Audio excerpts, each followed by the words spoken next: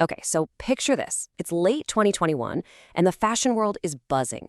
The legendary French fashion house, Chanel, we're talking the pinnacle of luxury, announces its new global CEO. And the choice is a total shocker.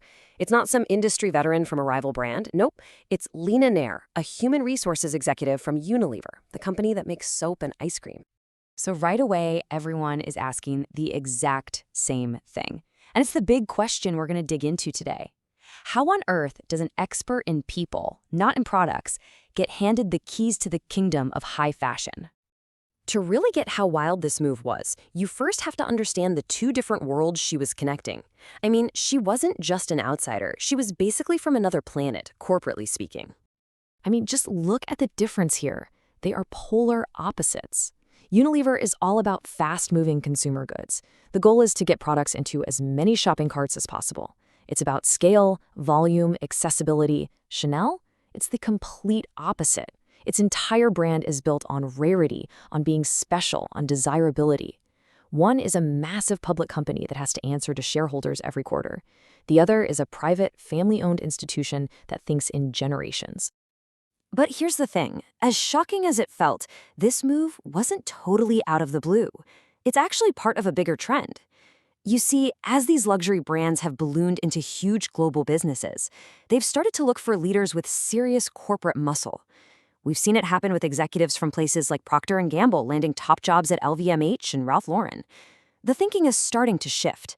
At the end of the day, luxury is still a business, just a very, very high-end one.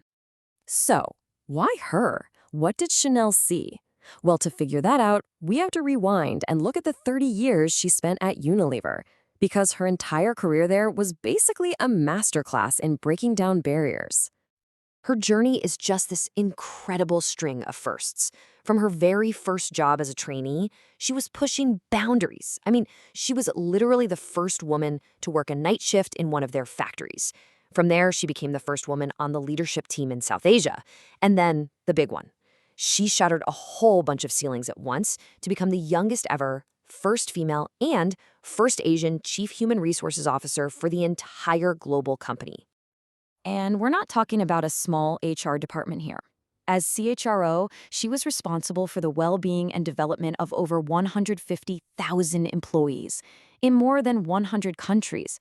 That's a scale of people management that is just mind-boggling. And her impact? Oh, you could see it in the numbers. She wasn't just managing people, she was actively changing the culture. One of her biggest wins was pushing Unilever to reach a 50-50 gender balance in management jobs, all the way up from 38%. She proved without a doubt that focusing on people delivers real, tangible results. For her, this was never just some corporate policy. It was a deeply personal philosophy: lift as you climb.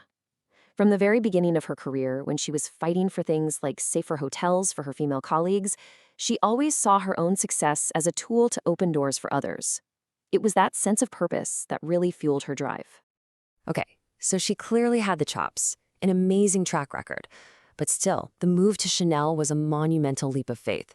In fact, one of her mentors had a name for it. They called it the quadruple jump. I mean, just stop and think about this for a second. She wasn't just changing jobs. She was making 4 gigantic leaps, all at the same time. From a specialized role in HR to the top job, the CEO. From a public company to a private one. From mass market goods to the absolute peak of luxury. And from a very Anglo-Dutch corporate culture to a deeply French heritage brand. Any one of those is a huge challenge. She did all 4 at once. And you can't blame her, right?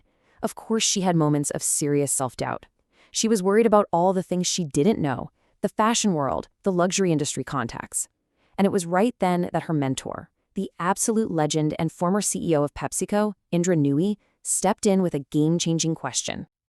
Do you know what you bring? So simple, but so powerful. Nooyi completely reframed the conversation. She made Nair stop focusing on what she lacked and start cataloging what she had. Her unique strengths, her experience leading a massive global team, her track record of transformation, her deep, deep understanding of people. So what did she bring? And that right there, that gets to the heart of it. That's her superpower. It's the real reason Chanel's owners picked her. See, they weren't just hiring another fashion exec. They were hiring a human-centered leader for a whole new era of business. At the core of her entire philosophy is this idea of compassionate leadership. And it's not about being soft, it's about being strong enough to lead with empathy and kindness, to put people at the absolute center of every decision. And you can just hear it in her own words, right?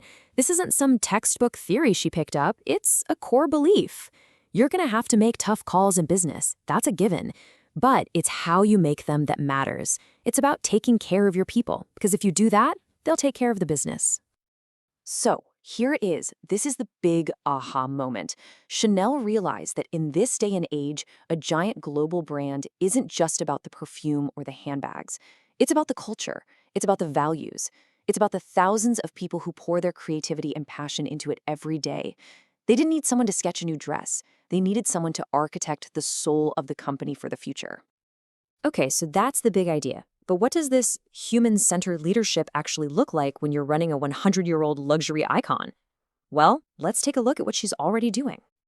Since she took the helm, her vision has started to take shape. She's pushed the brand forward on sustainability. She's leaned into exclusivity, creating private boutiques to really pamper top clients. And of course, she's continued her life's work on gender equality, with women now holding an incredible 60% of management jobs at Chanel. Oh, and she also massively ramped up the company's charity work, quintupling the funding for its foundation. That's a huge deal. And I think this quote just sums up her whole mission perfectly. She's not there to be a museum curator. She has immense respect for the brand's amazing history, but she knows her job is to build on that legacy and make sure Chanel is still inspiring people 100 years from now. So, Leena Nair's incredible journey from a factory floor in India to the top of the most exclusive brand in the world, it really makes you think, doesn't it? In a world that's so obsessed with AI and data, Chanel made a huge bet. They bet that their most valuable asset for the future wasn't a new product or a piece of tech, but a deep, profound understanding of people. And it leaves us all with a pretty big question. Maybe the future of all leadership is just a lot more human.